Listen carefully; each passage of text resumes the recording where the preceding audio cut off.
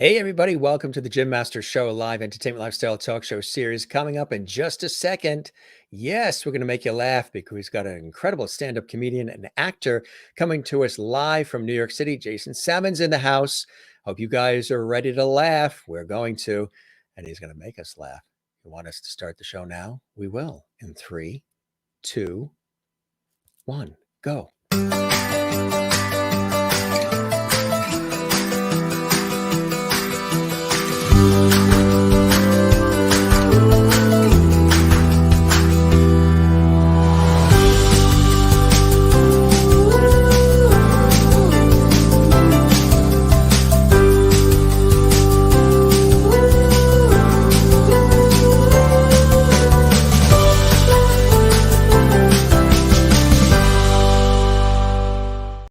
And welcome to the Jim Master Show, live entertainment lifestyle talk show series. How's everybody doing? This is show number 2 for us. We were on a little bit earlier today with a great guest, and it's kind of cool to have you back. For those of you who follow along and you never miss a beat with JMS Live, we love having all of you here. We got one of the best audiences out there, international audience watching from the United States, where we originate this series, as well as Canada and Europe and Africa, Asia, Australia, and points up and down and east and west and north and south all over the globe.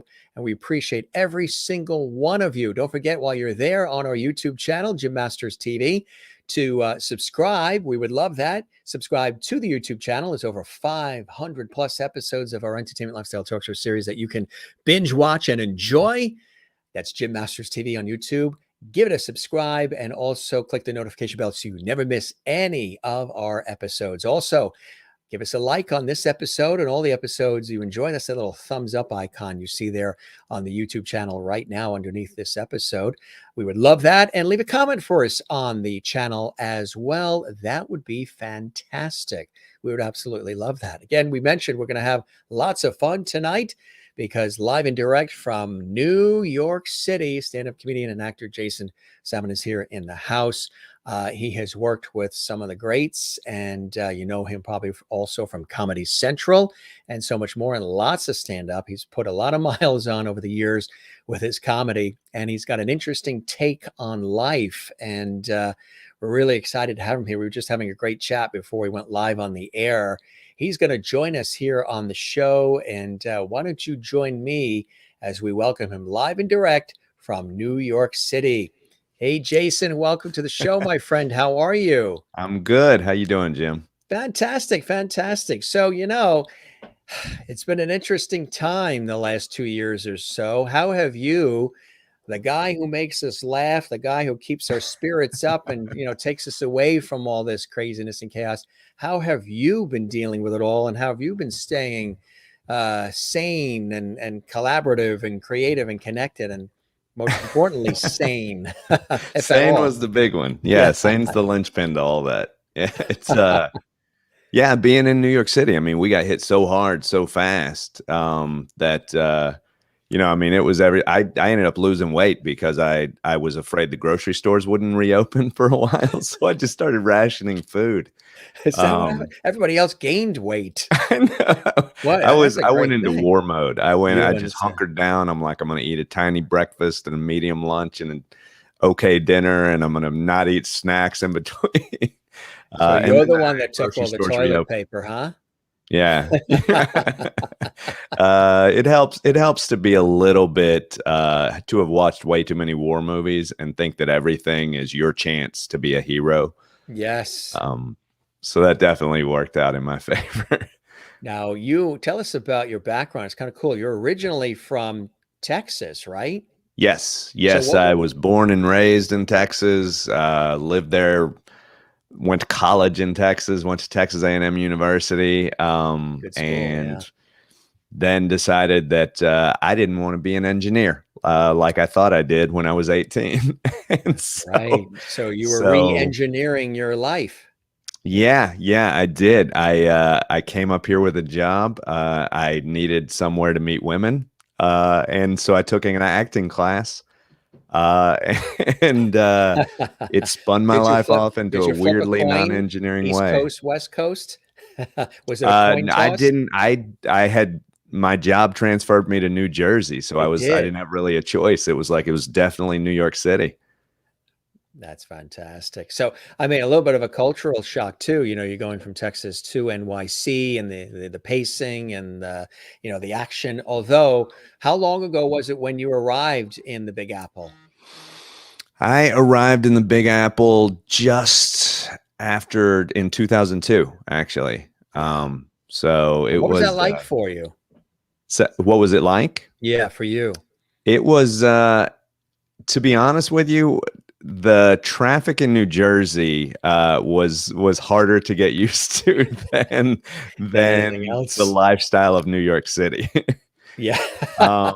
Just yeah, I remember the first time I went up in my job, the first time they put me at a hotel in New Jersey, and I had to come out of the parking lot of the hotel and be doing 60 miles an hour by the time I hit the end of that parking lot so that I could get onto the highway at full speed and not die.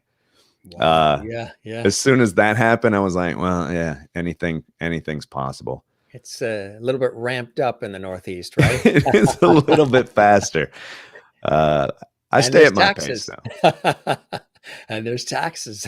And the taxes, yes. But that's the thing. In Texas, I wasn't making any money anyway. So So it was like, I was introduced to taxes in New York City. So, absolutely. So growing up in Texas, what were some of those influences for you that, turned your attention to comedy and to making people laugh and to acting as well?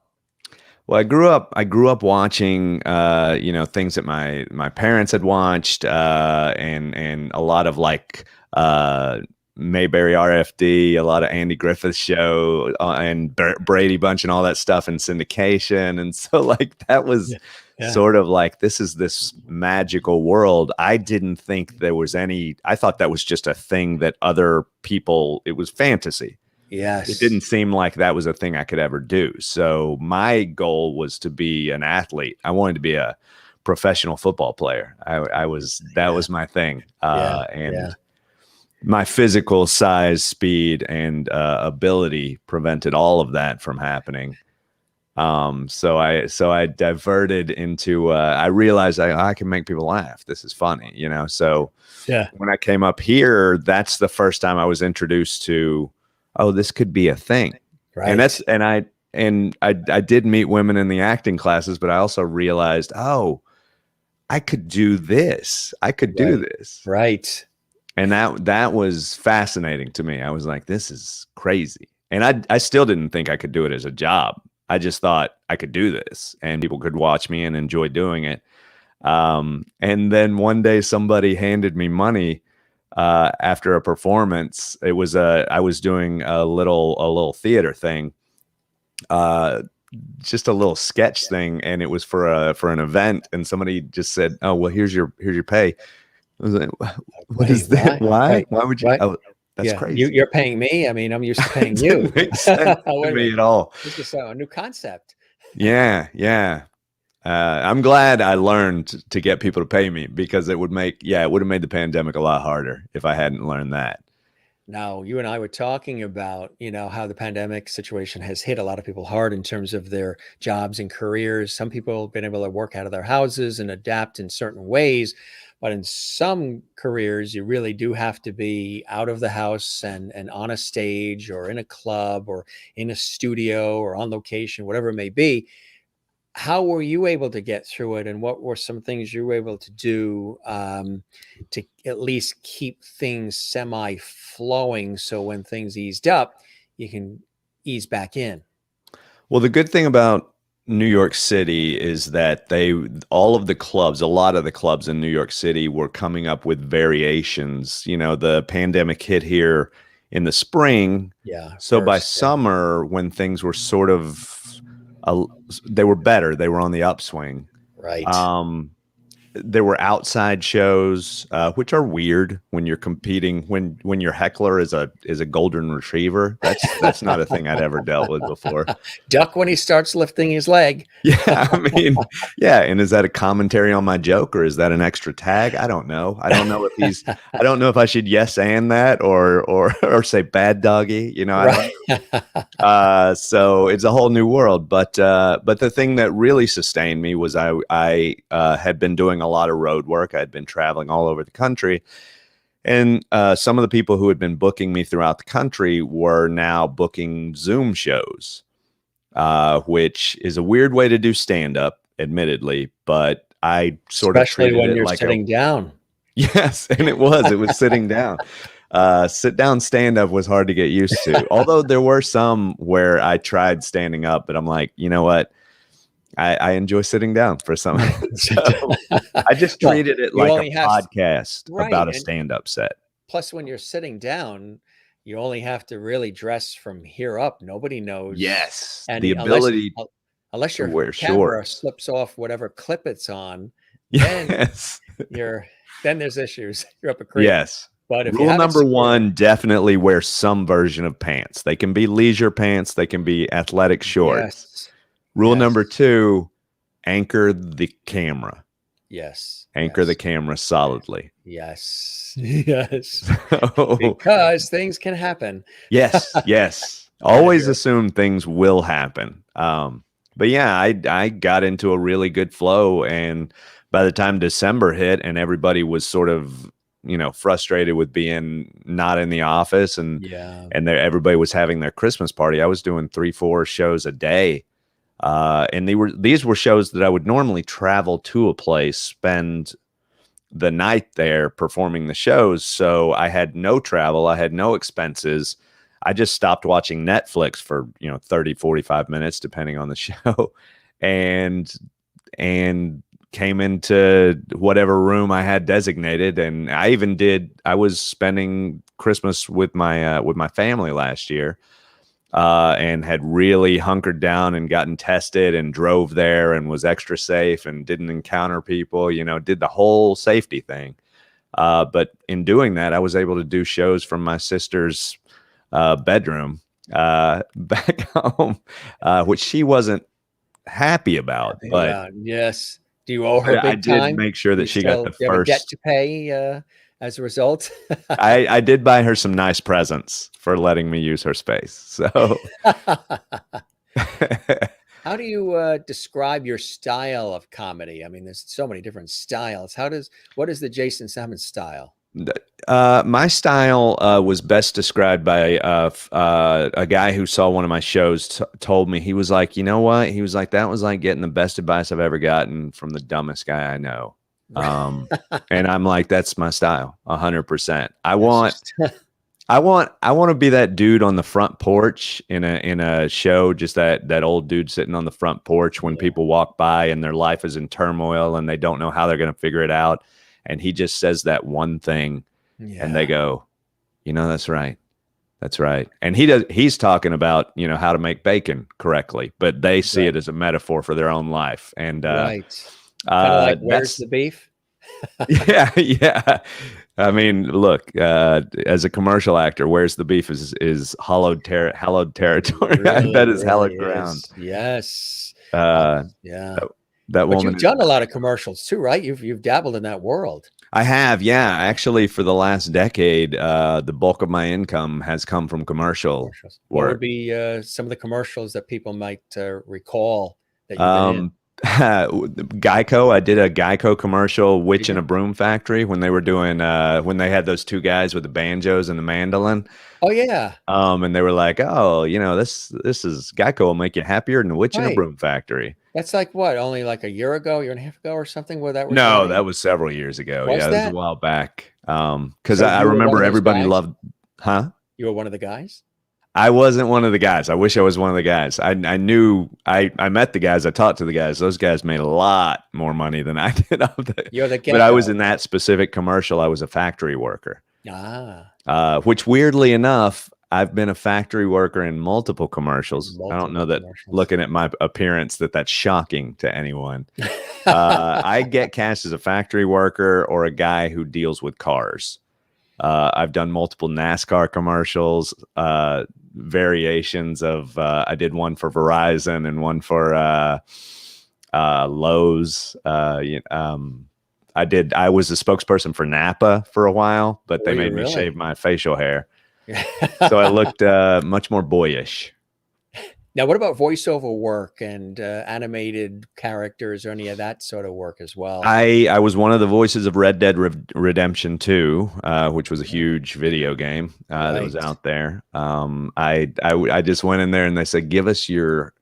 I remember the audition. They're like, "We want just your most hardcore Texas accent," and I'm like, I just channeled my uncle Eldon. You know, it was Uncle just how you Elgin. do it. I just went in there and just spoke like he did, and How does he speak? he just leans back and every word falls out of his mouth. It's barely happening. He barely moves his lips, and it just sort of pours out of his mouth like dribble. You know, he never really talks that much, but when he does, he just doesn't really exert any effort. You know, unless he moves his mouth. I think somewhere along the line he decided that if I can just not move my mouth the least to say whatever I need to say, I'll live 10 years longer. I feel like that was his mantra. Yeah. So, doing stand-up too, like I said, you did the commercials and so much more, but how do you like stand-up? And what would be, maybe, we do have a clip here we're going to show in just a minute, but Okay. What is that like? I mean, you got to have a lot of stamina. You deal with all kinds of crazy things that can happen. You're there, you're live on stage. Sometimes people can be quite interesting. That's a very kind way to say it. Tell you, I've always like to smooth things out. So how do you deal with that? And how much does it, a lot of times you always hear people who are stand-up comedians and they start in stand-up and then they go into television and sitcoms and films and all, but then they're like, but still stand-up is my true to form, thing that really gets me going and close to my heart. Just like sometimes you hear film actors and actresses say, and they'll do very well in film, or they'll get a great television series, but they'll say, if they started in theater, they'll say theater is still always my claim to fame, or what I love. This speaks to my heart. So for you, stand-up comedy, tell us about that, and some of those things that happen along the way for you. Well, I started in theater, and I thought theater was great, but I was always felt like these people are better at this than me. Right. I enjoyed doing it, loved doing it, but I did feel like there's very specific things I can do and other things that I'm just are not for me. Right. And then film and television and commercials and things like that. I actually had done all of that stuff, sketch comedy, improv comedy, before I ever tried stand-up. Did you? And I literally tried stand-up because I told myself that if I was going to be a performer in New York City, that I needed to get on a stage with only my own written material and nothing else. Even if it didn't work, I needed to try it. Yes. And it failed miserably, Jim, miserably. At first, but something about it kept beckoning me back. And I will tell you right now, my goal in this industry is to become, to get to a point where I can just be on and go and perform at all sorts of stages doing stand-up comedy. I love acting. I love writing. I love performance of all kinds. Love it to death, but live stand-up performance that you write and you perform and you go with whatever happens in the moment it's invigorating. It's like a human roller coaster ride.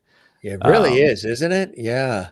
It is definitely it. You never know what's going to happen, but you do know that you are in charge of the room. Right.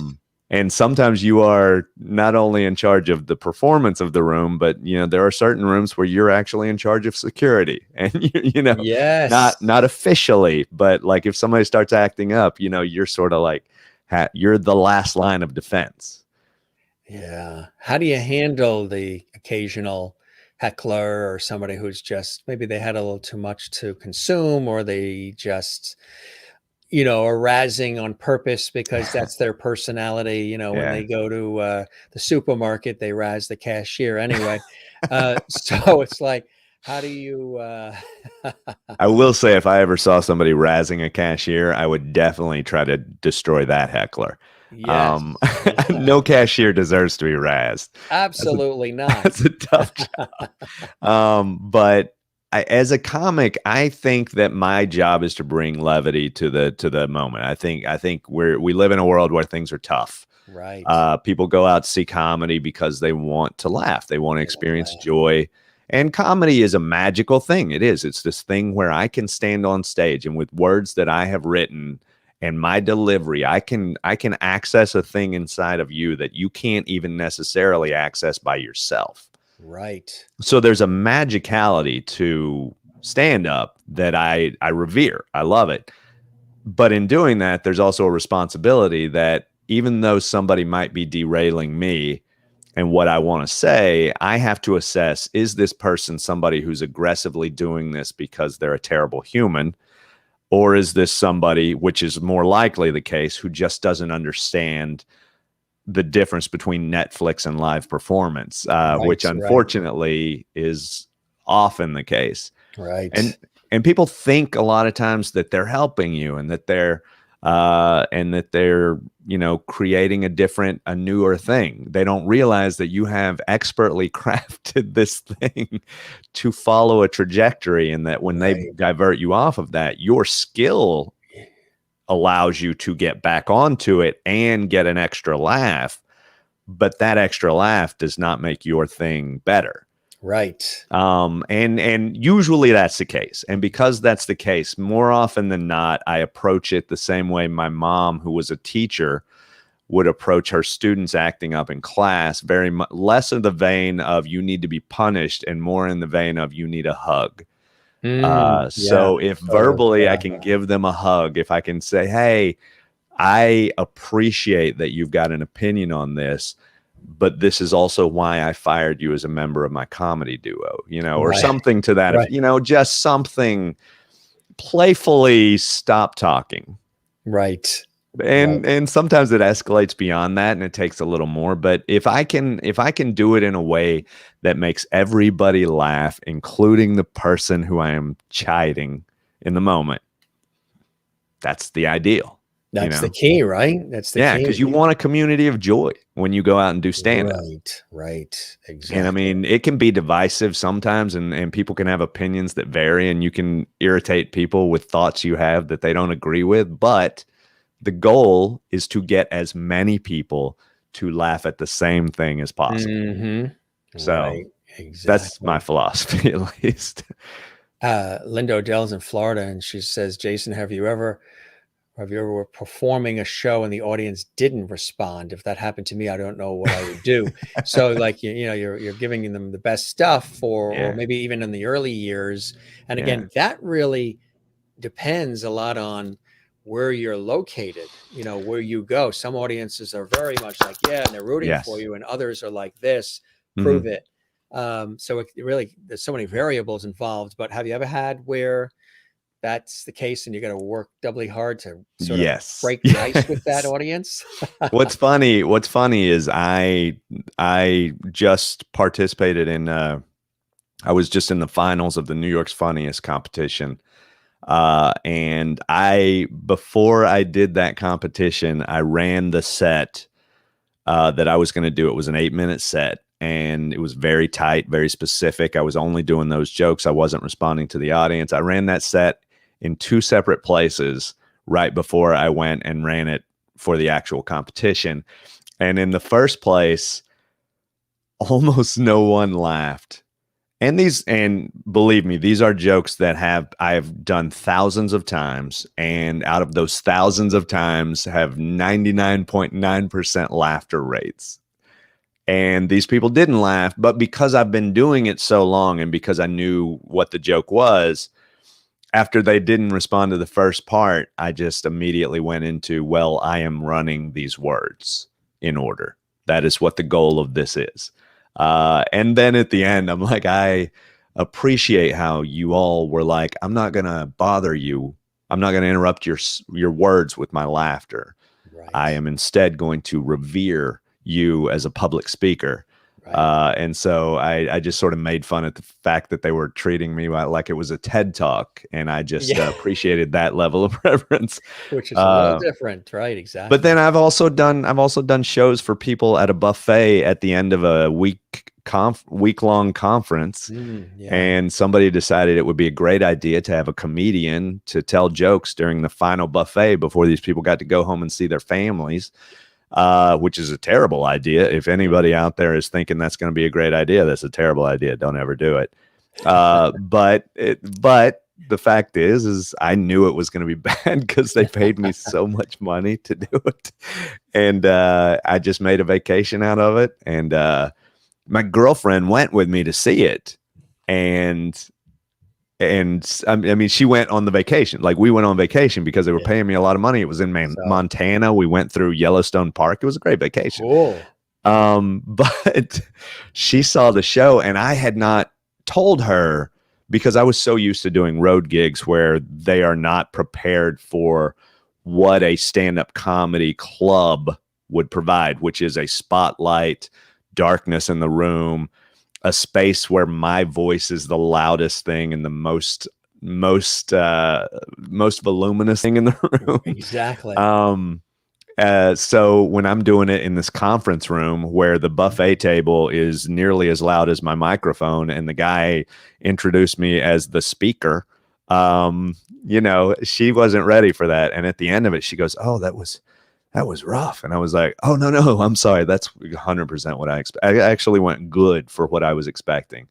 So I was like, "Oh, I should have told you up front." That was, this is not a comedy venue. Sometimes you do comedy at non-comedy venues. I've done comedies at weddings, or stand up at weddings. I've done, which is just, it's not a comedy venue. I've done them at buffets, way too many buffets. Nobody should have to choose between paying attention to free mashed potatoes or a comedian. I don't expect to win that often. Excuse me, they're buffets. Buffets. I'm just glad Buffets. I stopped pronouncing it Buffy, Buffets. like the musician. Have you done any humor at funerals? Like chuckles. You know what? I will say that at my grandma's funeral, I had been doing stand-up comedy for about 3 or 4 years at that point, and I didn't intend for it to be a comedy bit. And I was crying the whole time. Sure, absolutely. But I did a eulogy. I did about 5 minutes of a eulogy that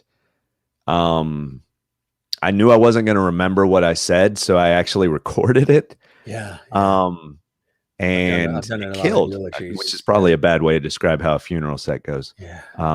But it actually was very funny. And listening back to it, it was very funny. But it was because my grandma was such a funny person, and we had such a sarcastic relationship that I was like, this is the only way I can do tribute to her. Yeah.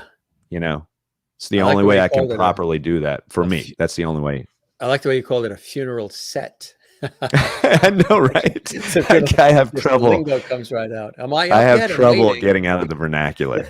Yes, right. Where's the warm-up guy? He didn't show up. I guess I got to go out there and do something. I'm sorry, the host is late, guys. I'm going to have to start into this set right now.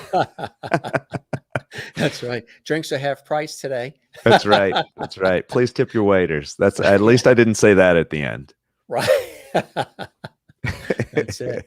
No, I've done several eulogies as well, and they're hard to do. You want to do them in a way because you really want to capture the essence of the person, and you want to really tell their story and everything. And the humor can really help people through, and that's the thing. And you know it better than anybody is. Especially during the craziness of what we've been experiencing. Right. People have been going to nostalgic things. They've been going to childhood things, and they've been going to comedy and the arts to alleviate some of the stress and the anguish of change, but also of just the way things have been the last 2 years or so. And so comedy can be really, as much as it is the chuckle, it can bring people together. It's a great icebreaker. I use it all the time. I'm always looking for the line. I'm always trying to find ways to connect. And it can be a great healer too, can it? Yeah, I think the two greatest connections we have to other humans is comedy and sorrow, because in sorrow we see the human connection. Because think about this. Think about how politically divided we've gotten in the US specifically over the years. But when you see someone who you have been arguing with on Facebook who has lost a parent or a brother or a sister, you immediately connect to that person's humanity in a way that you may have not connected in years. That's right. And likewise, if you put a joke up, I have some guys who have since unfriended me on Facebook, but they all attended my comedy shows when I came to Texas to perform, and they loved it. And the fact is that those things transcend whatever sort of built up insecurities we have that put up walls between us and other people. I think those two things, while extreme, are our greatest connections to the roots of common humanity. And I think that's invaluable. And when they're married together, that is some of the most beautiful stuff. I will tell you right now, I've attended 2 comedians' funerals, and those were the most beautiful, stupid, sad, funny things that I have ever been to, ever. Because the ability for comedians to just break down all walls of pretense and just get to the root. I mean, I've been to comedians' funerals where comedians have complained about the person who died in a way that was better than most tribute eulogies I've ever seen. Yeah. And they're complaining about the person, but it's because in the way they complain, you're like, this person loved this other person. Yeah. You know, and I think capturing those things simultaneously is one of the greatest pieces of art you can ever express, I think. Yes, I agree. And why don't we sample a little of you in action doing that? We have this. It's like about hopefully this doesn't go against all my philosophy. Let's see, folks. Did you write down what he said? Let's see if it matches some of the comedy for the next couple of minutes here. Enjoy. And this is one of the clips that you guys sent along. It's the one that's 5 minutes. Do you remember the scene, the scenario where you were and what takes place? Or do you want to have us show it and then we'll talk about it after? Show it and let's talk about it. I forget. You forget. So many. There's so many places. There are. I got to tell you, in the last 24 hours, I've sent so many clips to so many people. It's zip codes and tour buses and hotel hard beds and pillows. All right, here we go. Enjoy. Jason doing his thing on the Jim Master Show Live. Time to laugh, gang. All right. Oh, that opening applause. That's the greatest. That is the best possible way of saying what you're really thinking, which is, we'll see. Let's go. I get it. Let's get to it. For those of y'all that are not good at stereotyping, I am from Texas. Yeah, thank you. Fans of geography. I like it. It's good. Yeah, I'm hardcore Texan, too. Like 6th generation Texan. Yeah. If you're more Texan than me, you're Mexican. Yeah. That is a historically accurate joke. It is. Yeah. So if you didn't laugh at it, learn from it.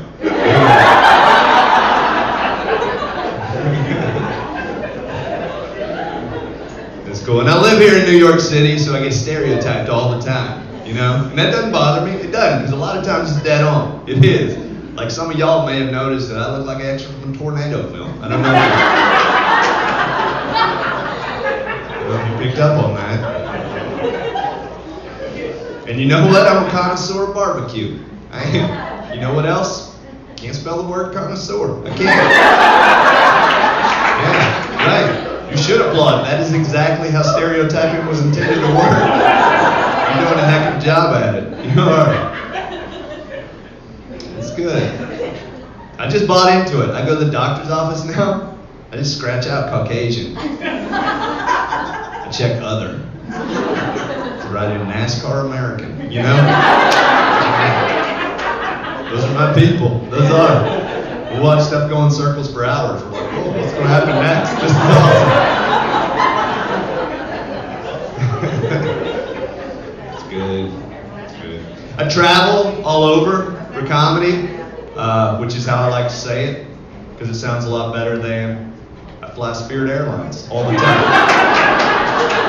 Yeah. Some of y'all know about it, right? Yeah. For those that don't know, Spirit Airlines is the air travel equivalent of trying to figure out which hotel you're going to stay at, and then just going camping. Sky camping is what it is.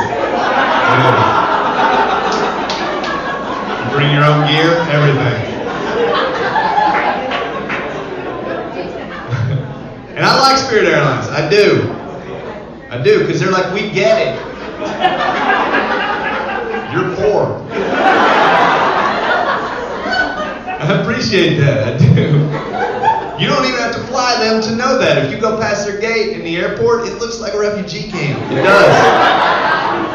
There's kids running around with Atlanta Falcons Super Bowl champion t-shirts.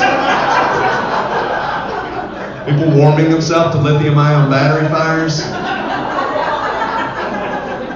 I think I saw a woman give birth. I don't know. Oh, she had a kid. It was swaddled. I don't know if she gave birth, but I do know that she got right back up and went to work as our gate attendant. That's what I love about Spirit.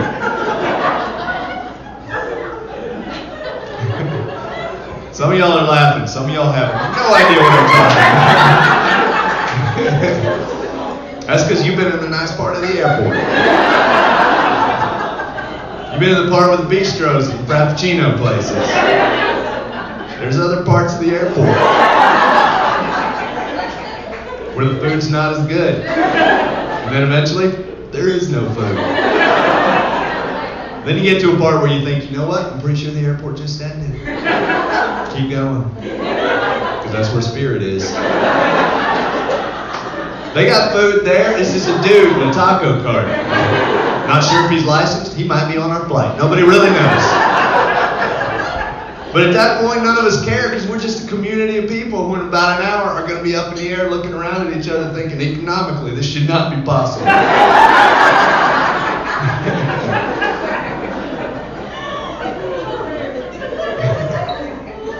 And I like that. I like that. It is a community of people. You don't get that on other airlines. Look at the videos. You see people fighting, people being dragged off of planes. When a Spirit flight lands, everybody applauds. That's a nice moment.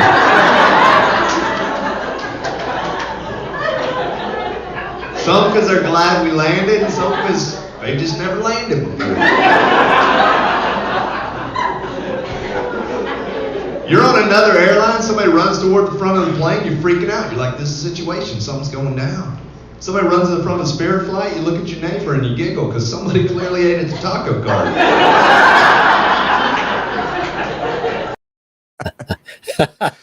Oh. That was I'm just laughing at the fact that I had an intro and an outro on that. Always the amount of work that diligence. goes into it all, right? So where was that? Tell us about that night in the scenario. And obviously the audience, I mean, our viewers and I, we've been laughing throughout and they're all commenting, stomping my feet, crying, laughing, falling off the chair. Please have him back, all of that. And those all just came from your mom. No. That doesn't sound like my mom at all. She would have some notes. She'd have to say, no, she's great. She's great. What was that night? Where were you there? That was a weekend night at the Comic Strip Live, which is an iconic comedy club on the Upper East Side of New York, Manhattan. Amazing. Like if you walk into that place, you see over the side of the wall in the entryway are all these headshots of all the comics who perform there, and it's everybody who was in every sitcom from the 70s and 80s. You've got Seinfeld and the woman who was on one of the women who was on Good Times, the one that played Cheryl from What's Happening. I mean, like Oh, all of these yeah. iconic ones, and then over in the corner you got my picture randomly, Yeah. and you're like, who is this dude with the yellow picture? But it's great. It's an amazing place. It's the guy where it's a place where Eddie Murphy was discovered. It's a place where Adam Sandler was discovered. It was Jerry Seinfeld's home club. And I mean, Ray Romano played there. Every comic that you know that played New York played there at some point. Amazing group of comics, and they've just got this amazing room. And I've been working there for years, and they are great to me, and they put up some great crowds and great shows. And that night was a fun night. It was a fun night, good crowd. Absolutely. Isn't that the best when that happens? It's when people get on a wave, it's nice. It's nice. Who are some of your favorite comedians and comedians? Do you like the old school? Do you like the Rodney Dangerfields, the Phyllis Dillers, some of the others who sort of set the Richard Pryors, Flip Wilson, some of those that sort of set the path? Yeah, I mean, I think to be a comedian, it's great to. I was just talking with one of my favorite comics in the world, Gary Goldman. If you haven't heard of him, you should. He just played Carnegie Hall on Saturday night. He's an amazing comedian. You should go look up. He did a special last year called The Great Depression, which talks about coming out of his depression, and learning to write again. And it's beautiful and it's amazing, and you can find it. But he's one of my favorites. Bill Burr is one of my favorites. But I was talking to Gary yesterday, and he was telling me he was reading a book about Lenny Bruce. Oh, yeah. And you forget about how much work these guys did. Lenny Bruce and Dick Gregory probably did as much work for social justice as they did for comedians being able to be the truth tellers to the world. I mean, those guys just got out there when the stakes were life or death. And so if you got to respect that, I mean, at the same time, I respect the nothingness of Jerry Seinfeld's comedy. I think he is one of the most lyrically musical comedy writers, and not literal music, but he writes comedy and words in such a way that it hits you like music hits you. When you hear music and you just feel a way and you can't describe why you feel that way. He uses words at that level, and I think being able to use words at that level is what every comic sort of strives for. A lot of comics strive for.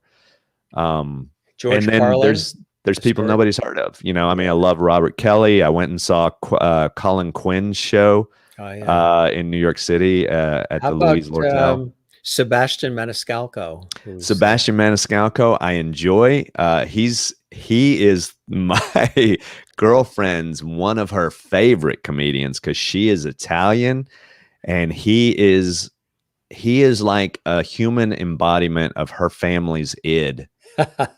And so watching it is just like her watching her entire family in a single human being at a festival, trying to work through life and all the idiosyncrasies of life, and his physicality is amazing. So he does a whole different thing.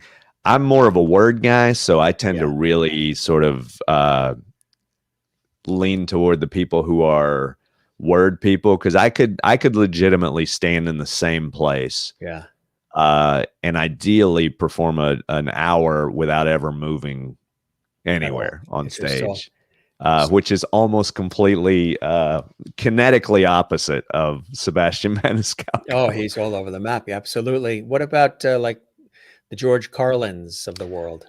Yeah, George Carlin, I think, is in the lineage of Lenny Bruce. I think Lenny Bruce broke down these walls, and because he did, George Carlin, ended up doing the 7 dirty words you can't say on TV.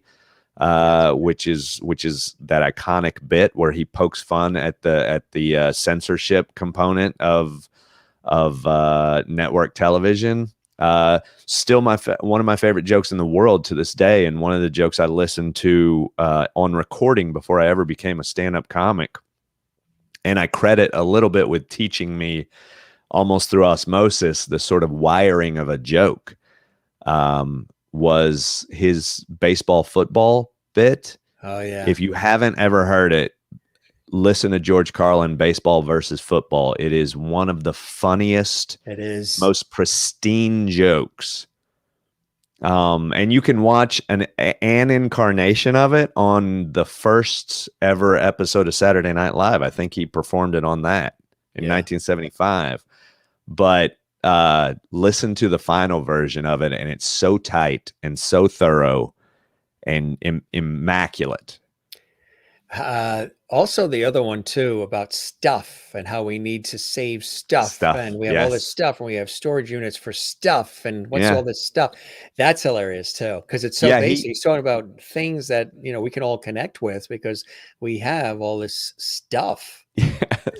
Yeah, he is one of those guys who I periodically will say something and I'm like, that's based on something that I learned from a Carlin bit. You know, like most of the time you don't list bits you enjoy based on what you've learned from them. Right. But I remember I was in a conversation recently and we were talking about language and how it's evolved, and something came up and it reminded me of his evolution of post-traumatic stress disorder from shell shock. Right. And the fact that that's what we originally called it, shell shock. Shell shock, right. And then it became eventually post-traumatic stress disorder. Right. And his joke about the evolution of that was clearly funny enough that it stuck, but at the same time, I mean, I remember it from an educational perspective, I think. So, you know, times have changed too from those early days. Some people have said, gee, could Don Rickles, you know, who was hilarious, do half of the material now that he did then? It's changed a lot sometimes for the comedy world now, right? Because, you know, there's political correctness, there's a lot of other different things. How have you worked through that? How has it affected you? Have you had to rework anything, rethink anything? Or are you staying just true to what Jason wants to do? I think you always have to stay true to what you want to do. But you don't neglect the fact that you can't do what you want to do without an audience. And granted, my primary audience may not be specifically one or another group. That doesn't mean I don't want I want every joke that I tell to work for the most possible people. Yes. Now, if that compromises the joke itself, then that's not worth it. But I think a lot of times it challenges me. It's sort of like the did you ever hear, you know, about that Dogma 95 movement in I think Danish film, where they basically gave themselves a list of rules of things you can't do, and in doing that they came out with some brilliant pieces of art. But by constricting some of the things, you can't go here, you can't go there. When I first started doing comedy, sometimes I would come up with jokes that were where I had profanity in them. And my goal, because every time I would travel to do shows, I would always, the first show on a Thursday night, my mom would come with her church group. So I knew I had to be really clean. A lot of editing there. Yeah. And my goal was to be clean. And so what I would do is, even though I would initially write something and it might have some profanity or something that was a little dirtier, I would try to tweak it and see. And oftentimes you come up with a funnier thing.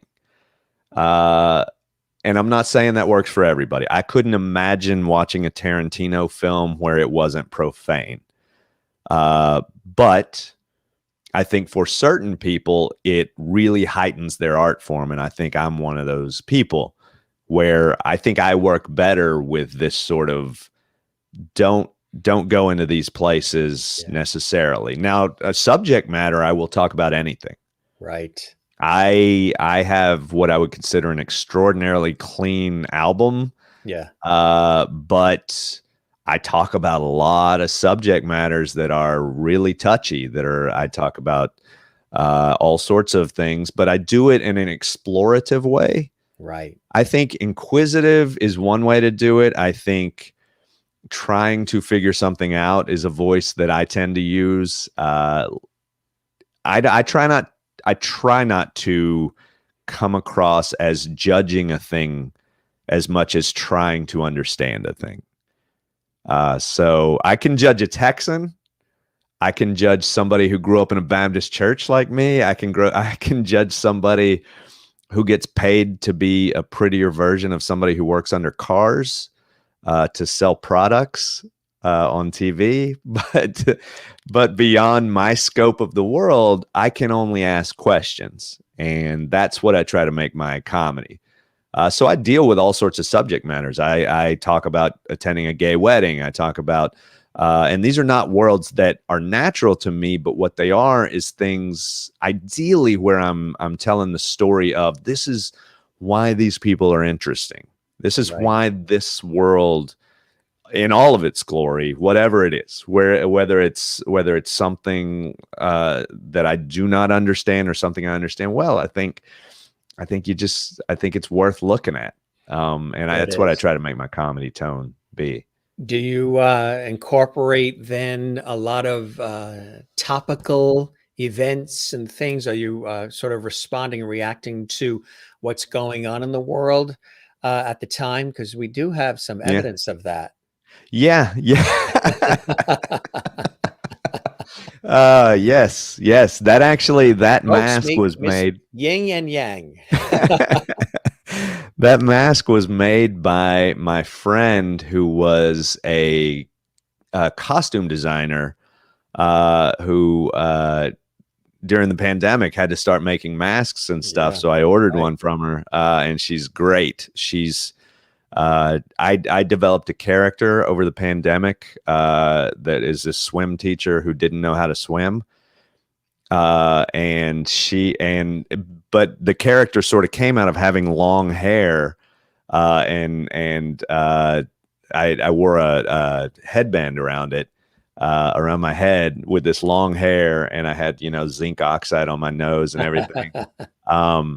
But she made me a wig so that I could get my hair cut and still do that character. So this is what it is. You got to stay true to your friends. You got to stick with your people you know. This is a cool shot. That is, the photographer is Phil Provencio. He did a bunch of shots for me. He also did the one that you had up as the advertisement for our talk tonight. Yes. Great photographer. He's been a photographer for New York comedians for years, and amazing photographer. What were you thinking in this shot? You know what I was trying to do? Salmon, and you're not. I was trying to embody Napoleon if suddenly he decided he could be a point guard in the NBA. Right. So if you pan out from that shot, I've got my hand in my shirt, but I 100% am thinking about dunking a ball. That is funny. Now, were you, I think somebody had asked earlier, were you the class clown? Were you the funny one in school? No. On? Or you know what I was voted? Later? I was voted most likely to succeed, which is interesting. Yeah. I was the funniest guy in my AP classes, but that was not a high bar to clear. And also those classes were so stressful that if you remotely didn't take something seriously, you let all the air out of the room and made everybody feel better. And so I would say the contribution of my high school career to my comedy career was that I realized that sometimes relief can come from comedy as much as pure joy. And sometimes both of those things can end up making people giggle like school kids. Yeah. And all of that is valid. we were talking, you and I think before live on the air about all the, the travel and Hmm. all the venues and all the places you have to go to. And, it takes a lot of time and blood, sweat, and tears to do it all. Do you have, I think it was Kathleen in New York City that asked about favorite venues, favorite places, and they don't necessarily always have to be the big Carnegie Halls or Radio Cities or Kodak Hmm. theaters.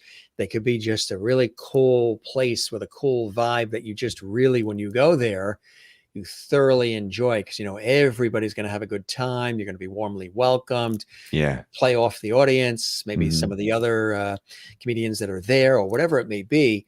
Do you have some favorite places? I do. New York Comedy Club or New York comedy scene has a lot of clubs. In fact, New York Comedy Club is one. New York Comedy Club is where I recorded my album.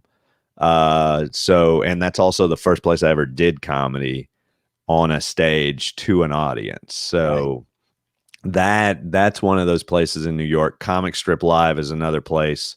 The Comedy Cellar, which is great because the last two times I performed there, I ended up following Colin Quinn one time and Chris Rock the next time. So not only did I get to do comedy and probably disappoint an audience after those two went up, but I also got to watch those two masters do comedy. Right. And I mean, what better thing to be able to watch people you admire and then just go get to do the same job they do next.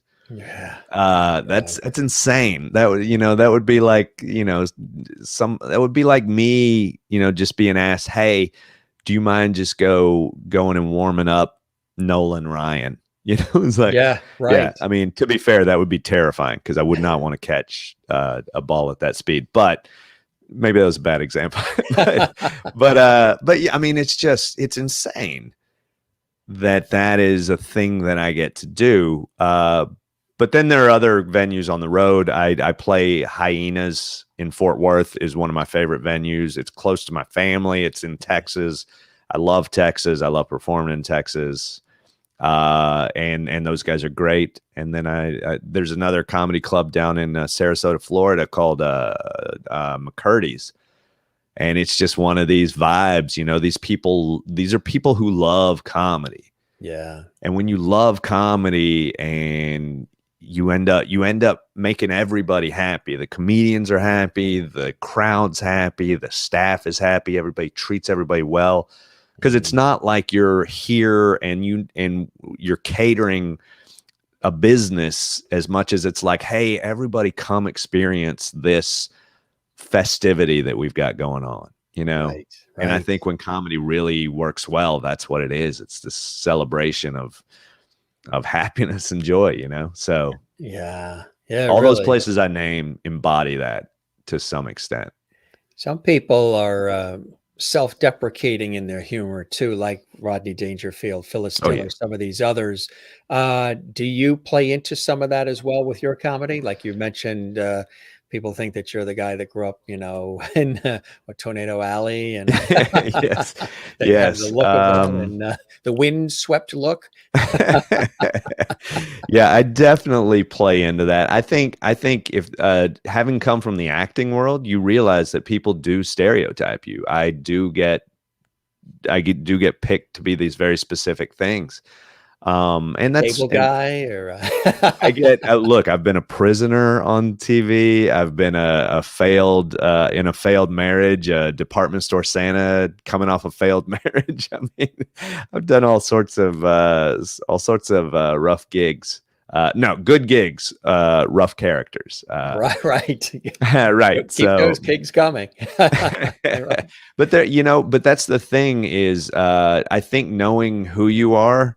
Yeah. Helps you realize that we're humans and humans are driven by sight. If we were dogs, I would be like, well, I smell like this and I smell like this, but I know that people look at me and they see me and they see a specific thing. And I know that that's the case. And I know that that's the case with me when I look at other people. So I try to get past that. I try to see a thing and go, what if the opposite of what the stereotype is true? Exactly. Yeah. I've ridden the subway when I was going to an audition where I had to play a low status character in a scene. And I'm a guy who gets paid to stand on a stage and have pure strangers listen to my thoughts for hours. And that does not build up a sense of humility in a human brain, or at least not mine. Maybe if you're more advanced, it builds up a sense of humility. But for me, it builds up this sense of empowerment. But then when you go to audition to play a low status character, somebody who's at the bottom of the totem pole, somebody who's been oppressed or whatever the case is, I realized this on the way down there in the subway. I was looking around the subway and I'm judging. I'm like, oh, this guy, oh, that woman, oh, this, you're making your New York City like, oh, this, can you believe this guy? Instead of doing that, I looked at every person and I thought, how are they better than me? Like, what is the thing? What's maybe a storyline that I could make up for this character that makes them somebody I would look up to or somebody I would aspire to be? And weirdly enough, while it was an exercise in acting, it was also an exercise in human perception because I'm a comedian and my brain just keeps yes-anding the next thought. I thought, well, why don't I do this when I'm just on the subway and not going to an audition? I mean, maybe that would be a good way to live life, Right. To say, not to make me the low status in every situation, but I don't have any lack of narcissism. That's not the threat with me. The threat with me is being a little too narcissistic sometimes. And you understand that. It makes it more fun to interact with people. Well, I know that we were almost going to delay the show like 15 minutes because you wanted to make sure the lighting on you was perfect. Well, yours is amazing, and I'm jealous. Look, the second you popped on, I'm like, well, my lighting's wrong. I can't win this lighting battle like I do with every comedy show I ever do. I've always got the best lighting on a show until tonight, Jim, so it's very disturbing. You look fine. You look great. Are you kidding? You had no connection to any of those tornadoes that came through the tri-state area the other night, huh? No, I definitely have avoided them. I know how to get away from a tornado. That's one thing I picked up. What's the best way to get away from a tornado? Stay still and get in a place that is surrounded by cement. That is what the best way, which in Texas, preferably not a prison. No, I mean, but I got to be honest with you. There are some tornadoes where you'd be better off in prison. In the prison. 100%. That is funny. I just want to tell people a little bit more about the background too. We mentioned Comedy Central, but also you mentioned Red Dead Redemption 2, also Orange is the New Black, right? 30 Rock, Wu-Tang, and American Saga on Hulu. Tell us about some of that, like Orange is the New Black and 30 Rock. I mean, tell us about the involvement there. What was that like, huh? Pretty cool stuff. Yeah. Those are two iconic TV shows. Yeah. And the good news is they continue to run. So I get checks periodically still. So that's always nice. Residuals, yes. Residuals are nice. They are. But 30 Rock was the first TV show I ever got cast on. And that was exciting. I was playing, that was where I was playing a department store Santa in a Liz Lemon flashback, where she criticizes me and I flip out, so that was a fun role. And I'd been doing commercials pretty regularly. So I was so used to having a very free flow of ideas. 'Cause when you do a commercial, the people writing those are ad people, not like dedicated writers. So they're like, add whatever you want, do whatever you want. And I go in to write for 30 Rock. And these are people who are pristine technicians of comedy writing, some of the greatest who have ever done it, arguably. And they said, do not think about changing a word that we wrote. Don't add an extra syllable. Say exactly what we said, because that's the funniest way. Anything you add is not going to make it funnier. So it was a pure flip of strategy, but it was a funny thing. I mean, like it or not, I wasn't needed to add to that just to fill the space of the character they created. So that was a big lesson early on. Yeah. And So Orange is the New Black too, huh? Orange is the New Black. I got to be directed by Jodie Foster.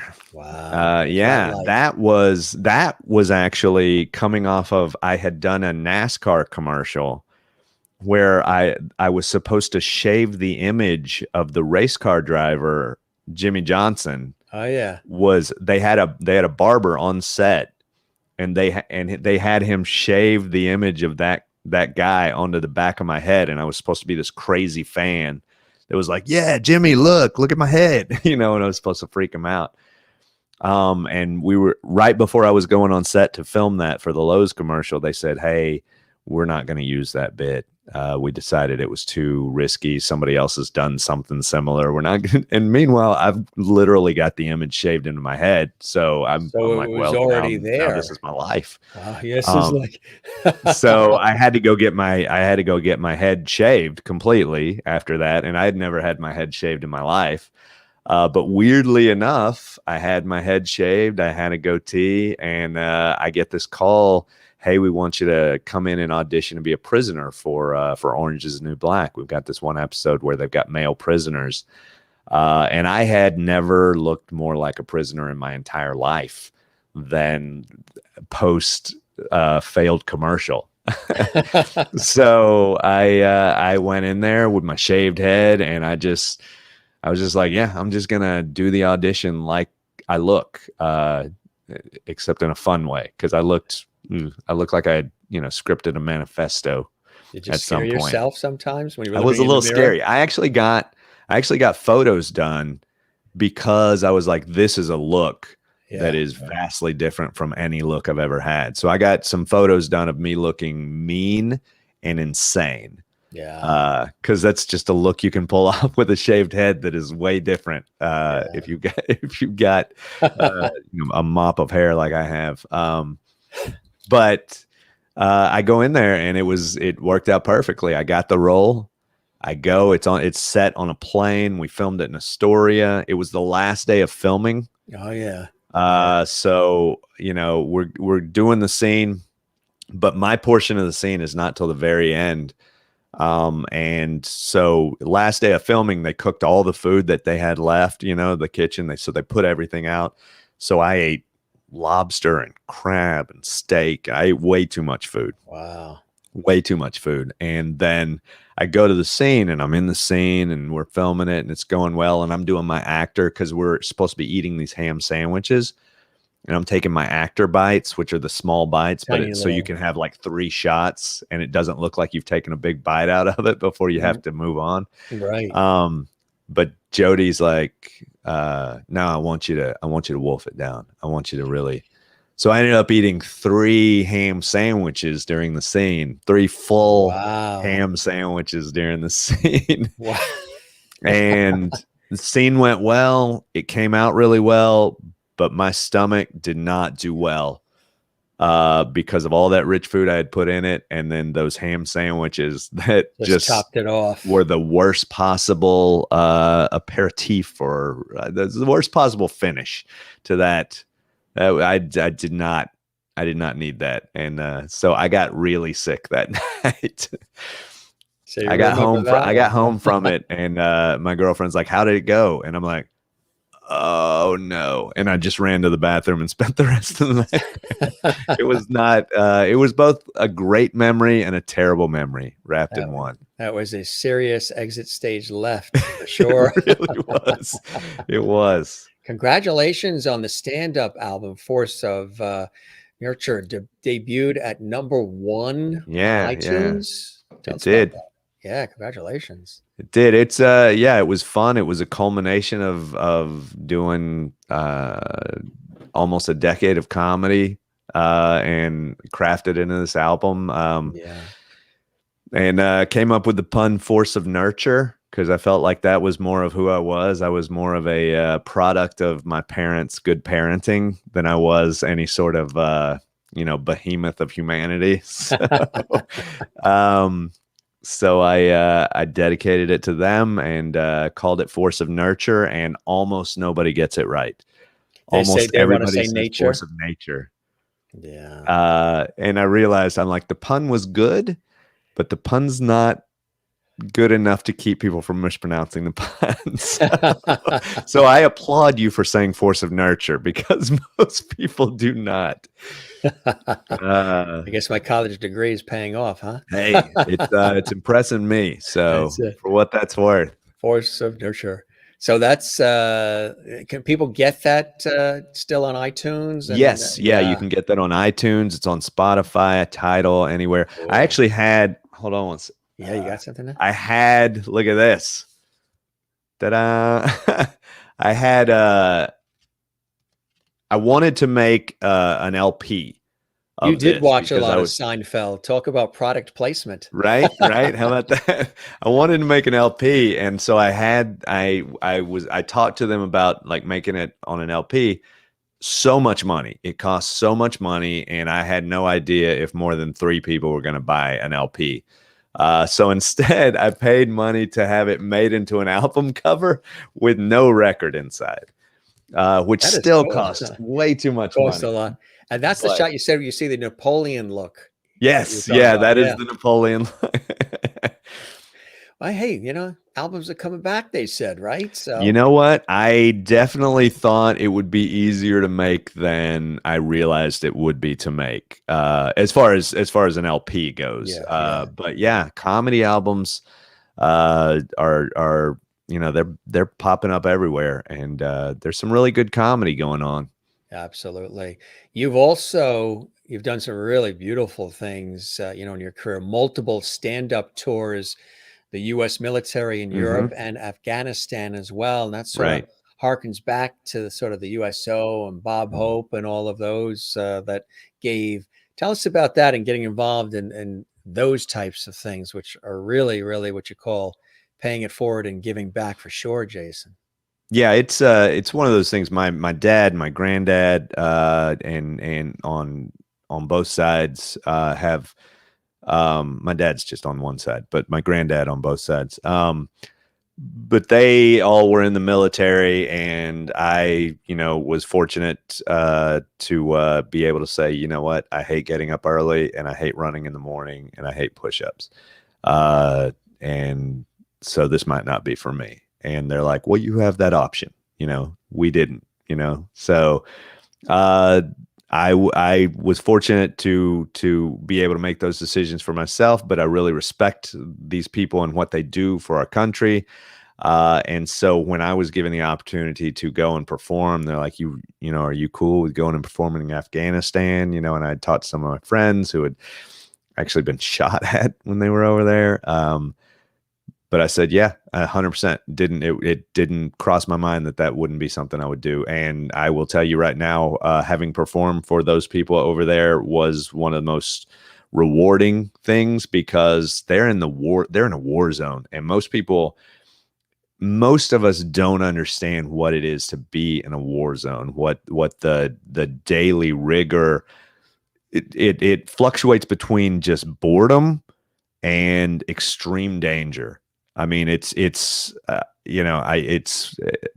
must be what the life of a rodent is. I don't know. It's just like, it's insane that these people go through that, and even going through that world and being in that world and we were treated like VIPs. Don't get any idea that I did anything heroic or was remotely in danger.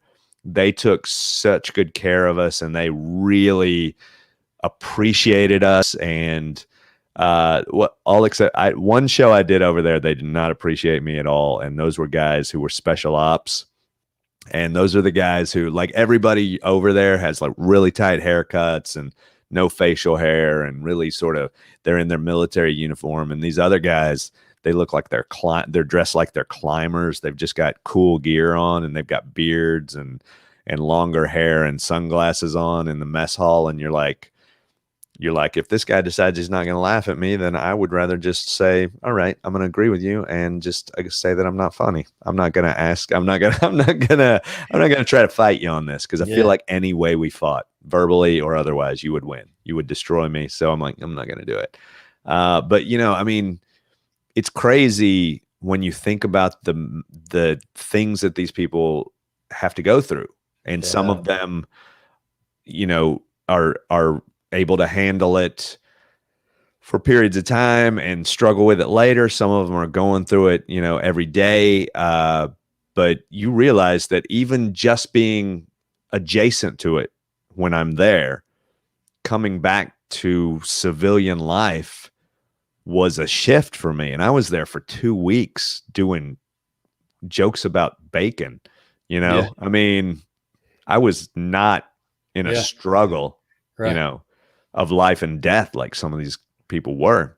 Right. I come back to civilian life and it was weird for me. So, you respect what these people go through on a minimal level. Yeah. Not to mention all of the other stuff that they go through. So I will say that Veterans Day became a different thing for me. Different thing for you. And you were literally adjacent to it. Yeah. yes.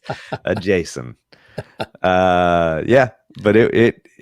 But that was an amazing tour, and it was you saw a world, and I didn't know, I knew there was going to be potential danger. They really take care of the comedians. I mean, you are treated in VIP status, which is ridiculous, because I'm like, we are the least important humans currently here. But you're still. Yeah, you're helping them through. Absolutely. Comedy and humor. And what was great were the moments, when you talk to somebody and they're just like thankful, and you're thankful. And it's this weird thing where both of us are like, thank you. No, thank you. No, thank you. It's just, we're both like, you're doing your thing and I'm doing my thing, and we're helping each other do our things. And, you do this so I can live in a country where I can tell jokes about your boss if I want. Right. And I do this so that you can have a moment to just be like, oh, life can be funny. I can smile, I can laugh, I can enjoy, so it's this weird construct of everybody's thankful for everybody. Right. But even Afghani people, I did one show where this guy, it was in a cafeteria, a mess hall, a DFAC is what they call it. But this Afghani worker comes over to me after the thing, and he repeated one of my jokes back to me, and he's like, that's my friend who does that. And I was just like, this is insane, and it gives you a different perspective. I mean, it really does. You think about, exiting Afghanistan. When we exited Afghanistan, like, I think about that guy sometimes, and I'm like, yeah, what's his life like? Is he even alive? I mean, that's so there's some weight to it, but it was worth every moment. I mean, it was exhausting, but it was.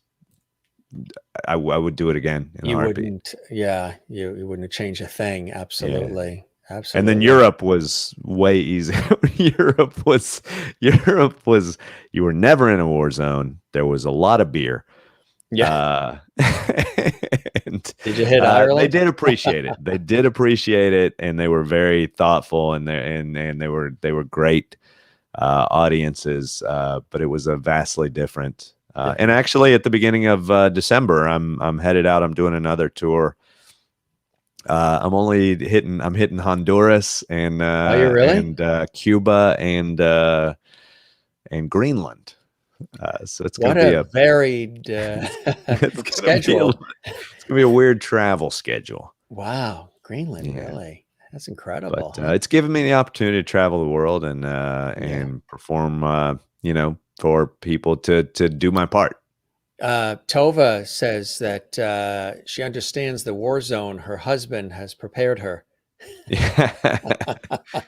Yes. It's some people do prepare you for a war zone. I'm sure you do comedy on relationships. And, yes, my girlfriend. That's how she referred to my apartment when she first saw it. As a war zone. War zone. Yeah, definitely. And a mess hall. Yeah. A mess in the hole, I think was what That's, her exact words were. I think it's But Merlin watching in Ontario, Canada. I said, ask him about the guitar. They see the the case guitar. back there. Do you play or? To say that I play guitar is probably an insult to the words play or guitar, but I use it as a meditative thing. One of the things that I've found is because I deal so much in words constantly that sometimes when I'm coming back from doing a show late at night, I'll come in here and I'll just start strumming through the guitar. I can pick and strum and do chords and sing along. I don't know that it would be pleasant for anybody other than myself to hear. But it is very meditative. It's a phenomenal way to get out of your head. Yeah. Playing the guitar. I see you've got one behind you as well. Same thing. Exactly Yeah. right. It is a great way. Music is another, just like comedy and humor, music is another way to bring people together and a Yeah. universal language and a healer and take us away from the chaos of everyday life, right? Yeah. I did do at the end of 2020, I did a eulogy for 2020 that I wrote Did to you? the theme of or to the music of Rainbow Connection. Oh, yeah, sure. So I think that's on my YouTube page. I just put it up there. I was like, I don't know what to do with this. I just did it. So it was goofy. What are some other things you have coming up that you're really excited about, Jason? I just did New York's Funniest competition, Yeah. and I actually just played in the New York Comedy Festival basketball game. So I'm excited Right. that I'm still walking. To be honest After with you, that, I haven't yeah. played basketball in a while. I was afraid I would not be. I was afraid I would be in a body cast doing this interview. So the Um, Globetrotters aren't going to call you anytime soon. no, they are not. Not maybe send me a cease and desist, but not calling me. But I am doing the trip for the troops in December. I'm going to be at the comic strip on the 27th, and the Comedy Cellar in between now and then. I'm doing mostly New York City stuff until 2022. But I will be back in Fort Worth, Texas. I'll be back down in Sarasota. I'm trying to book some other gigs. We're getting the dates settled out for all this stuff for next year, but Yeah. I will. I have everything on my website, and I do on Instagram. What's the and website stuff. address? Jason-Salmon, spelled like salmon, which you probably see here. Yeah, on my. I mean, it's right here. So it's jason-salmon.com. So that's got, I have to update that because I've been doing so many sets running around New York City that I think it's probably a week or two behind. See, in Texas, they say Salmon, but north of the Mason-Dixon line, it becomes salmon.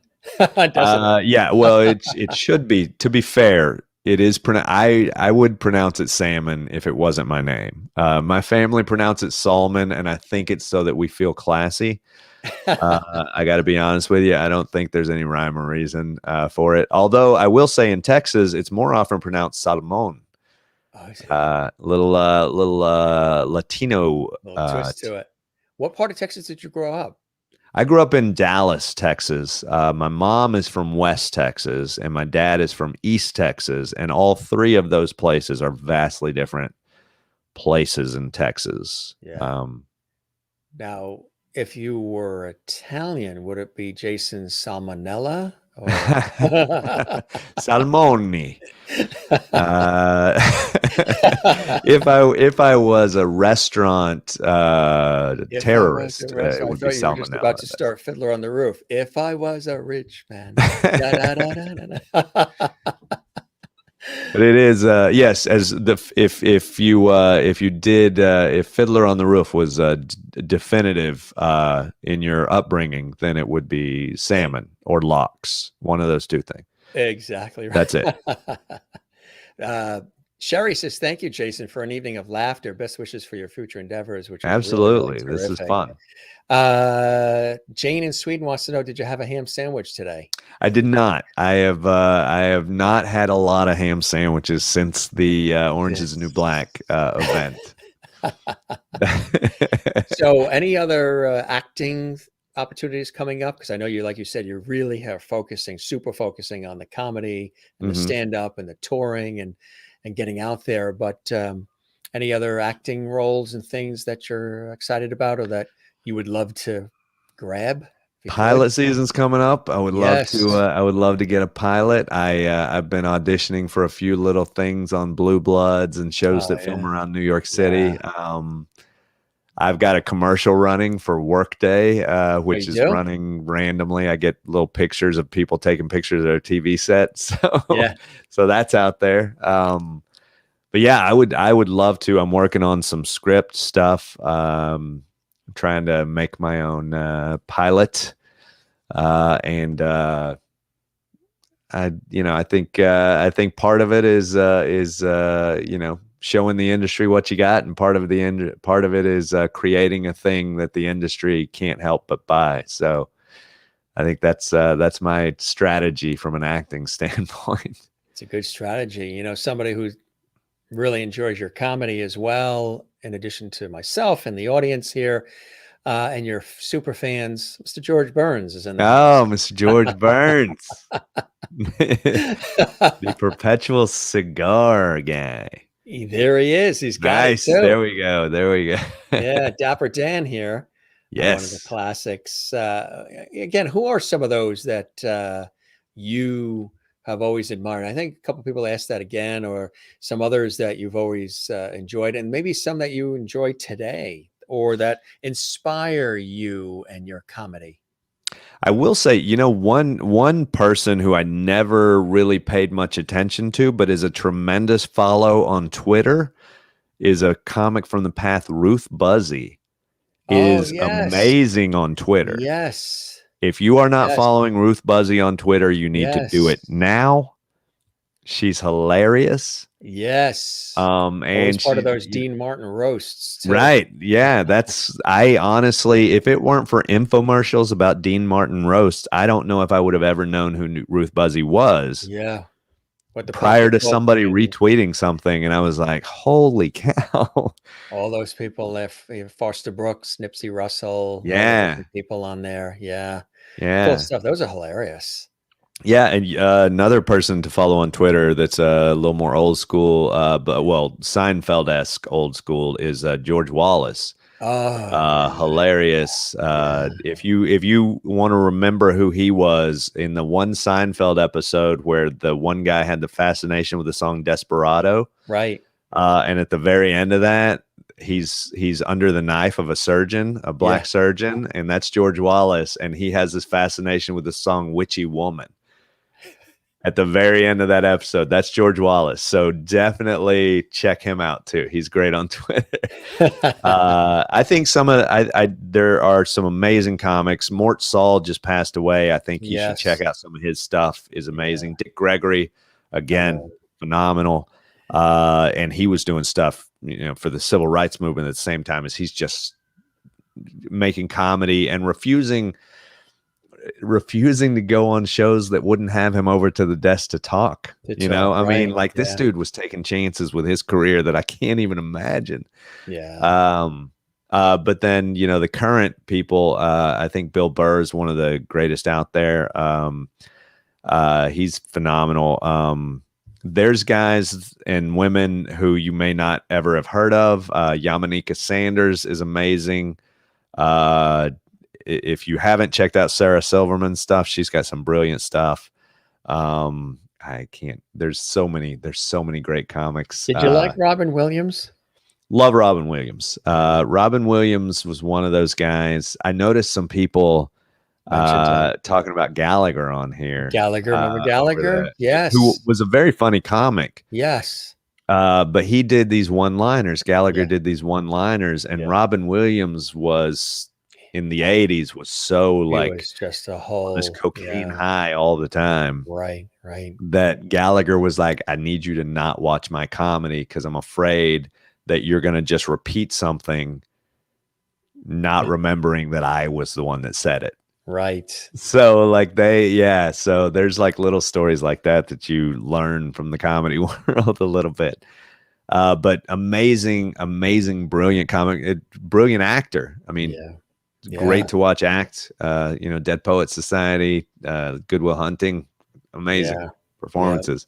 Absolutely. And I respect both of those angles. Sam Kinison, another one, gone too soon. Sam Kinison, and he was discovered by Rodney Dangerfield, and he was a doorman at the Comedy Store. Yes, and a Pentecostal pastor before that. Yes, yeah. It helps. That's where that energy came from. Right. Come on, let's go. That's funny. Why do you love doing this? Why do you're doing it a long time, and there's a lot of hustle involved and a lot of, given time and hours and preparation, and, you're throwing it up in the air and seeing where it lands. Mm-hmm. What is it that, moves you, inspires you, and keeps you doing what you're doing, which is providing all this enjoyment and entertainment and humor for everybody else? Part of it is the creation of it, because I think in the creation of it, you go down and you dig inside yourself. And I think that is one of the greatest versions of therapy you can do, because the second you start thinking about problems in the world and don't think, how could I help? How could I change? What part of this might I contribute to?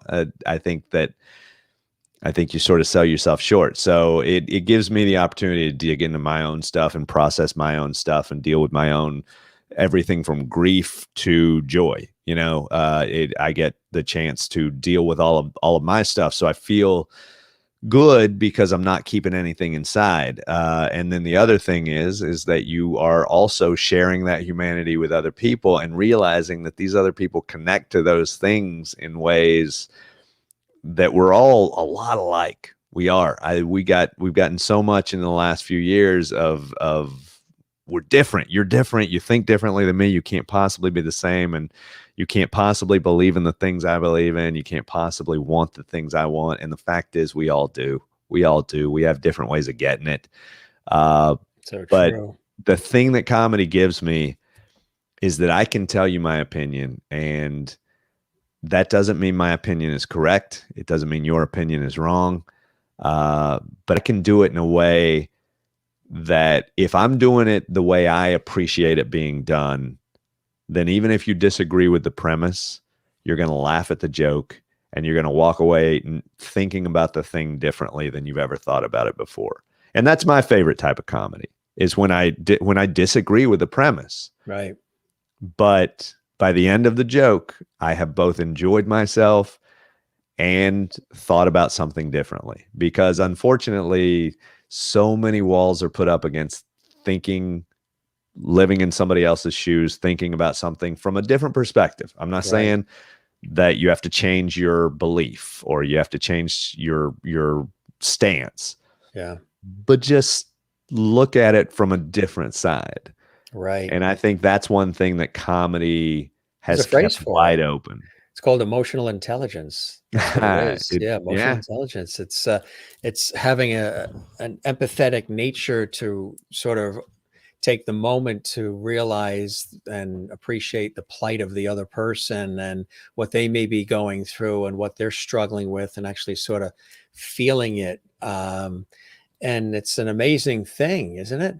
It's amazing. It's being able to live in that world constantly, where I'm trying to perceive what other people perceive, and I'm trying to perceive different angles, has made it easier for me to empathize with people who I disagree with. And if that's all it does is make me a more empathetic person, then maybe that's worth it, Right. Hopefully it does more than that. Right. Exactly. But I mean, I think that that's a great thing that it's given me specifically. And I've had to deal with things that are difficult to deal with in my life, and doing it by virtue of just digging down and figuring it out and starting with my own roots, I think that is probably made me the most sane I've ever been. I don't know if that's still sane, but it's the most sane I've ever been. So I'm not hearing you. That was great. That was bringing it back full circle. Yes. The whole sane thing from the beginning.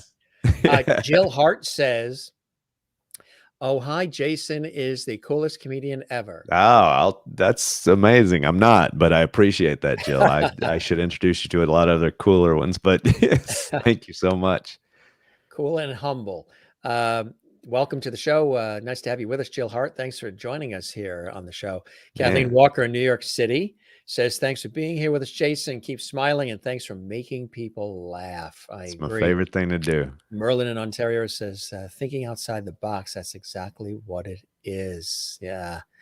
Merlin says, then there would be a cover charge, Merlin. Can you make a 5-minute sketch about tonight? Do you want him to include you in it? That's true. We would have to. We'd have to include her in it. Do you have any final words for us from your conversation here on the Jim Masters Show Live, and maybe things that you're excited about, or just anything you want to impart some wit and wisdom with us here on the show? I know it's a big build-up, huh? Some wit and wisdom.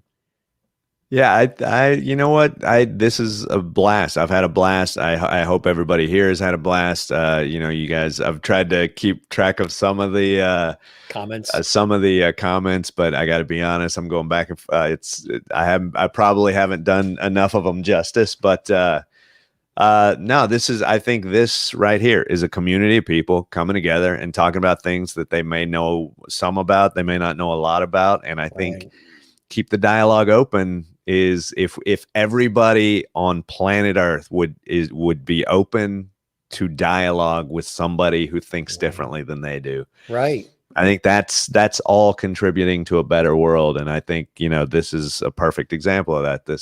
This show that you have is just that. It's just introducing a bunch of people to one person's world each time you do it. And it's great.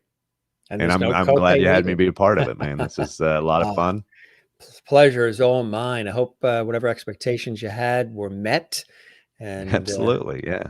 Enjoy the time with me as much as I have with you, and have to see you doing your thing in person. That would be really, really cool there in the city.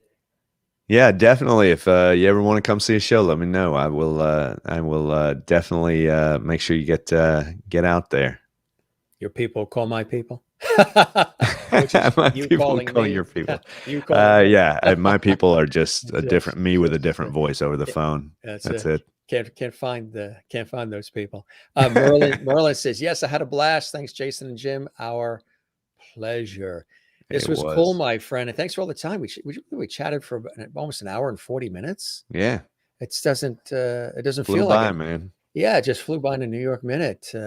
You were great, and keep me posted on all your endeavors and all the cool things that are coming on for you. Absolutely. And we'll pass them along. We'll keep that porch light on for you, so you're welcome back anytime. Appreciate it, Jim man. Masters Show Live, and definitely spread the word about our show too. We'd love that. Absolutely, yeah. And anybody wants to check out my website or my online, I'm at J Salmon Comedy, or my YouTube is Jason Salmon. It's just my name, a lot of my name. So yeah, absolutely. This has been a blast. Thanks for having me on. This is a lot of fun and a great group of people. Your questions were awesome. So thanks for having me. Oh, my pleasure, Jason. You take care. All right. And great holidays coming up, and we'll stay in touch, and we'll have you back soon. Okay. Sounds great. All right. Cheers. Thanks so much, Jim. Take care. Take care, everybody. Bye-bye now. Jason Salmon here on the show. You say salmon. That one says salmon. Don't call me late for supper. That's what I say. How's everybody doing? Did you guys enjoy yourself? Lots of comedy. Learned about the comedic process behind the scenes too, which I think was really, really cool. You got a chance to hear him perform a little bit in the clip that we showed. If you missed that, go back and watch this episode in full, because it'll make you laugh. Really comedic. And it was just great playing back and forth. It was like a tennis match with some of our humor back and forth. And I love opportunities like that. And Jen Barry in Pennsylvania says, Jason, thank you for spending time with us. Love you. Come on back. Jane in Sweden says, thanks, Jason, for being here with us. And thanks, Jim, for a really fun show. My pleasure. We got to laugh every once in a while, right? We can't take ourselves too seriously. And that's what we do on this series. We treat this kind of like a television show: entertainment, lifestyle, variety, talk show series. Something different on every episode, and something cool and special. And with all of you watching and participating and being a part of it, whether you watch live or you're watching this, 6 months from now, we really value the fact that you guys are here. Rebecca says, Dallas loves you, Jason. Keep up the great work. Thanks for joining us, Rebecca. Loved having you here. Hope you'll subscribe to our YouTube channel, Jim Masters TV, and join us again. We have a lot of guests coming up and a lot of levity. And we also have deep, poignant moments, too, because we do the shows live. So you never know what's going to happen or what direction we go in, which is perfect. We don't script anything. There's no teleprompters. We don't have pre-written questions or any of that. I just like to, I'm a communicator. I like to chat with everybody. Tova says, have a good night. Going to book a ticket to Spirit to go see his show in New York City. Hope I make it. That's the spirit, Tova. Bravo from Merlin. I love it. Good luck at the ticket, Jane says in Sweden to Tova. Really, really cool. You guys are the best. Again, you can find them online as well. There's a cool shot there. We didn't show this earlier, but that's a cool one of Jason. Salmon. Nothing fishy about this episode. And really cool stuff. Great guy, very funny. And doing quite well. He's had some great opportunities with television and stage. And again, this was funny. We were looking at this earlier. And much, much more. You guys are the best. We've got a great audience that watches our show. Don't forget to, again, share the lovity. And we would love it if you click like, give us a like on this episode of our YouTube channel's presentation, or our channel's presentation of this episode. The Jim Masters Show live on Jim Masters TV. That's the name of the show and the channel. Nice. Hey, I want to show you guys, we do have some amazing guests. We have 2 shows tomorrow, and it's going to be amazing for the foodie crowd. Award-winning chef Christopher Prosperi is with us at 4 p.m. Eastern, 1 p.m. Pacific. We're going to talk food, and more food. The holidays are coming up. This is one of our lifestyle episodes. We're going to talk food. He's an extraordinary restaurateur, award-winning chef, and he owns and operates Metro Beast Restaurant, which is a famous place just north of Hartford, Connecticut, in a great town, Simsbury, Connecticut. Christopher Prosperi is going to be with us. He's a great friend. And again, we're going to talk a lot about the recipes, the food, and getting ready for the holidays to help you through your holidays as well. And then from General Hospital tomorrow night, Elijah Crow. Actually, it's Dan White who plays Elijah Crow on General Hospital. He's with us tomorrow night, 8 p.m. Eastern, 5 p.m. Pacific. On Wednesday, renowned entertainment writer, TV guide, The Advocate, so much more. Jim Colucci is with us to talk about All in the Family, the show that changed television, a book written by Norman Lear, who created All in the Family and Good Times and Maude and The Jefferson and so much more, The Jeffersons. And this book is told by Jim Colucci, and the foreword is by Jimmy Kimmel, comedian Jimmy Kimmel as well. We're going to talk about all of that and so much more on Wednesday night. And again, don't forget, we also have Nathan Butler joining us on December 1st. If you didn't see the episode with David Osmond, nephew of Donnie and Marie Osmond, who also, son of Alan, is the host of Wonderama and a great singer. Check that out. Linda Pearl, the iconic TV and film actress and singer from Happy Days and Matlock and so much more, was with us. And also Patrick Duffy, who she's in partnership with, joined us as well on that episode. Yeah, Judy Tenuta, the comedy legend. Speaking of comedy, she was with us as well recently. And of course, the Pointer Sisters. Freda Payne, who reintroduced Band of Gold, her famous hit, was with us as well. Kathleen Walker says, thanks, Jim. Have a good night. You as well. And thanks to all of you watching. You're watching the Jim Masters Show live.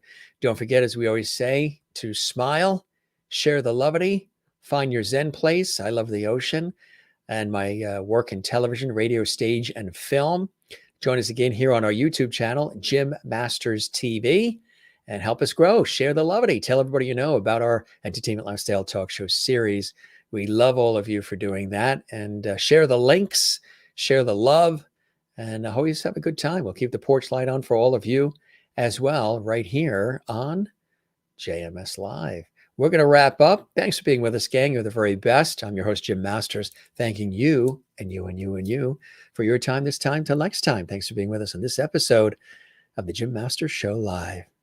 You guys be well, okay? Take care of one another. We love you. Cheers.